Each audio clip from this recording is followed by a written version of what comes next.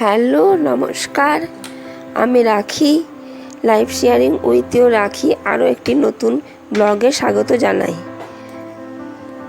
অনেকক্ষণই ঘুম থেকে উঠেছি, তো ফ্রেশ হয়ে চেঞ্জ করে ব্রাশ করে রান্নাঘরে চলে এসেছি। আর এখন বাজে ওই 6:15-20 মতো। আর আজকে সকালে রূপের টিউশন আছে, 7টা থেকেও টিউশন আছে।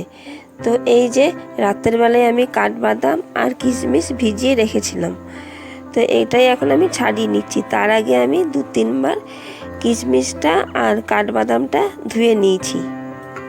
ছেলেকেও আমি উঠিয়ে দিয়েছি, আর ওর বাবাও এবারে উঠছে। তো ছেলে ওয়াশরুমে গেছে ফ্রেশ হতে। ফ্রেশ হয়ে এসে পরে আমি এই যে কিশমিশ আর কাঠবাদামটা ছাড়িয়ে রাখছি, ওটা এখন দিয়ে দেব। আজকে হচ্ছে মঙ্গলবার সকালে ওর টিউশন থাকে। ফ্রেশ হয়ে চলে এসছে, এবার আমি দিয়ে দিই। এই যে ওর বাবার সঙ্গে এখন টিউশন যাবে, ওর বাবা ছেড়ে দিয়ে আসবে। তাহলে এবারে আমি ঘরের কাজে লেগে পড়ি। তো এবারে আমি দুজনের মতো 2 কাপ চা করে নিয়েছিলাম। আজকে লাল চা করেছিলাম, লাল চা খেতে একটু ইচ্ছা করছিল। তো হাজব্যান্ড এলো, তারপর আমরা দুজনে 2 কাপ চা খেয়ে নিলাম। ঘরগুলো আগে পরিষ্কার করে নিই। তো আমি ভেতর থেকে সব ঘরগুলোই ঝাড় দিয়ে নিয়ে এসেছি, সবগুলো আর ভিডিও করিনি। তো এবার আমি ঘরগুলো মুছে নিই, ঝাড় দেওয়া হয়ে গেছে।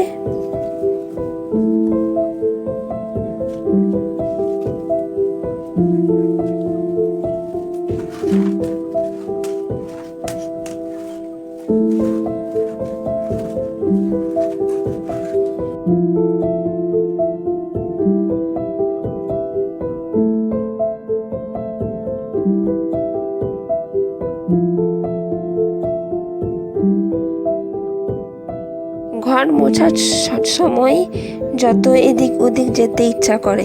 হাজব্যান্ডকে দেখো, তো ঘর মোছার সময় ঘরে গেলে পরে ঘরগুলো দেখবে কেমন কাদা কাদা হয়ে যায়। তাও তো আমি ফ্যানটা চালিয়ে দিয়েছি। রান্নাঘরের যে আলোটা মানে লাইটটা জ্বালানো আছে, সেই আলোটাই পড়ছে আর কি।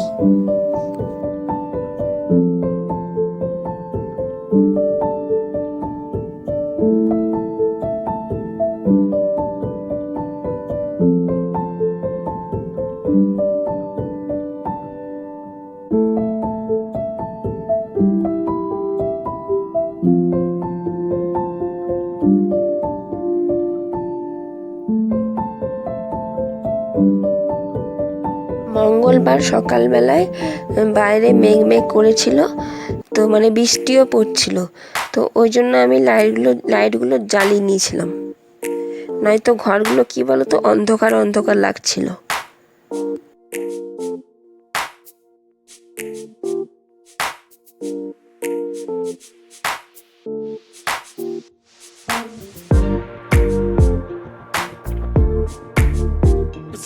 রান্নাঘরের লাইটটা দেখো কিরকম ভাবে পড়েছে। আসলে ঘরটা মুছেছি না, ওই জন্য আরো বেশি করে লাগছে আর কি, চোখে লাগার মতন। আজকে কি বলতো মঙ্গলবার মানে রাধা অষ্টমীর আগের দিন। আর আমি যে আজকে ভিডিওটা এডিট করছি, আজকে হচ্ছে রাধা অষ্টমী। তো তোমাদের সবাইকে জানাই হ্যাপি রাধা অষ্টমী।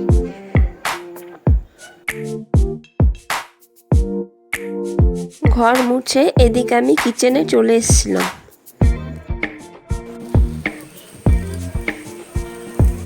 এদিকে দেখো আমি কিন্দুরি ছিল, তো আমি কিন্দুরি ভাজা করে নিচ্ছি। আর অনেকে বলছিল নাকি রাধা অষ্টমীর আগের দিন নিরামিষ খেতে হয়, তো ওই জন্য আমি আজকে নিরামিষই রান্না করেছিলাম। রাধা অষ্টমীটা আমি আসলে পালন করি, ওই জন্য ভাবলাম যে এদিকে আমি মুসুরির ডাল সেদ্ধ করে নিয়েছিলাম। মুসুরির ডালটা জিরে আর শুকনো লঙ্কা ফোড়ন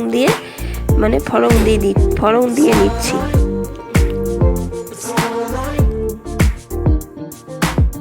হাজব্যান্ড খেয়ে যাবে বলে একটু তাড়াতাড়ি রান্নাগুলো করছি।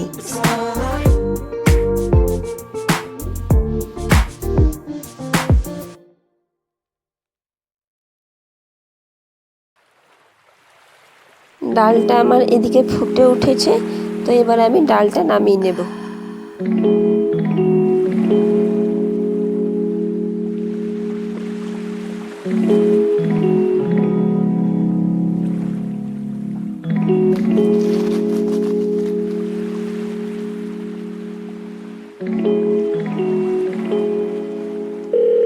কড়াইয়ে তেল দিয়ে দিয়েছি।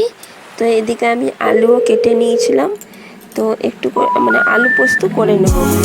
আজকে ভাবছি একটু ঝোল ঝোল করে আলু পোস্ত করব, খুব ভালো লাগে ঝোল ঝোল করে আলু পোস্ত।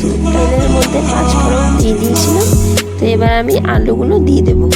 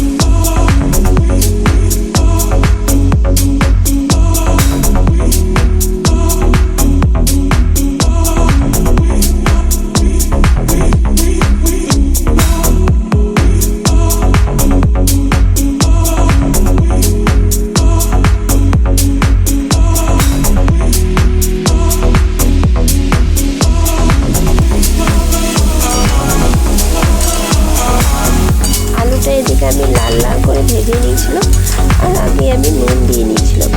তো এবার আমি জল দিয়ে নেব। জল দিয়ে নিয়ে ঢাকা চাপা দিয়ে রেখে দেবো। আলুগুলো সেদ্ধ হলে পরে পোস্তটা দিয়ে পরে একটু নাড়াচাড়া করে নামিয়ে নেব।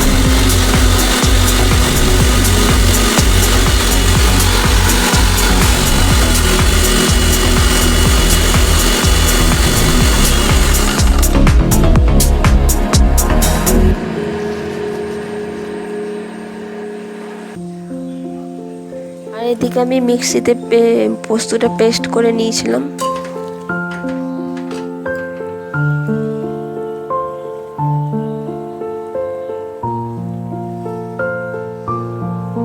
অল্প করে আমি বেগুনি করে নেব, তো ওই জন্য আমি আগে বেসনটা গুলে বেগুনগুলো কেটে বেসনের মধ্যে দিয়েছিলাম, নুন দিয়ে নিয়েছিলাম।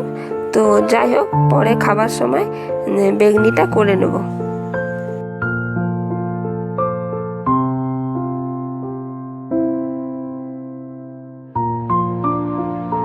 আমার এদিকে আলু পোস্তটা হয়ে গেছিল, একটু ঝোল ঝোল করে আমার পোস্তটা হয়ে গেছে। আলু পোস্তটা হয়ে গেছে, একটু ঝোল ঝোল করেই করেছিলাম। এই কড়াইটাতেই আমি বেগুনি ভেজে নেব।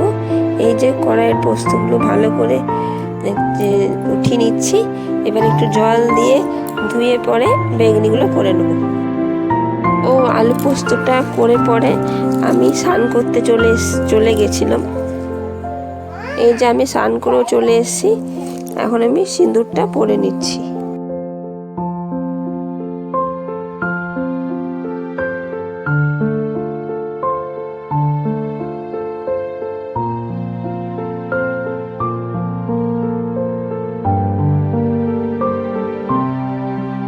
আর মেয়েটা এদিকে খেলনা বাটি নিয়ে বসেছে, মানে রান্নার যে খেলনা বাটি, সেই খেলনা বাটি নিয়ে বসেছে।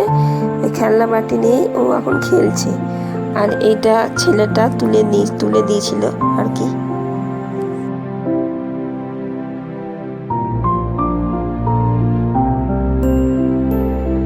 করে এসে পরে বেগুনিগুলো এই যে ভেজে নিয়েছিলাম, আর এদিকে লাঞ্চটাও নিয়ে নিয়েছিলাম। এই যে আলু পোস্ত, কিন্দুরি ভাজা, ডাল আর বেগুনি।